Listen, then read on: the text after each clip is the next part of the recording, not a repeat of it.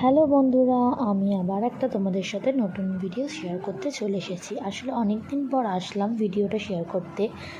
ভিডিওটা শেয়ার করার কারণ হচ্ছে, আমি কদিন আগে দাদুর দেশে বাড়ি গেছিলাম, গিয়ে দেখলাম যে প্রচুর শাপলা হয়ে রয়েছে। ওখানকার গ্রামের মানুষ শাপলা জিনিসটা কী বা খায় না, তাই আমি শেয়ার করছি তোমাদের সাথে। শাপলা খেতে খুব সুন্দর লাগে।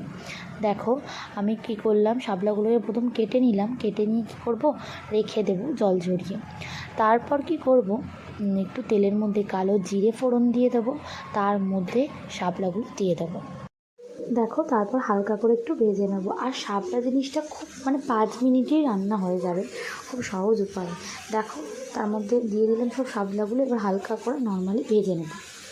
ভাজা হয়ে গেলে বেশি কিছু উপকরণও নয়, বেশ কিছু আনতে হবে। সামান্য নুন, হলুদ, সর্ষে আর কাঁচা লঙ্কা বাটা দিয়ে এটা করতে হয়। আর তোমরা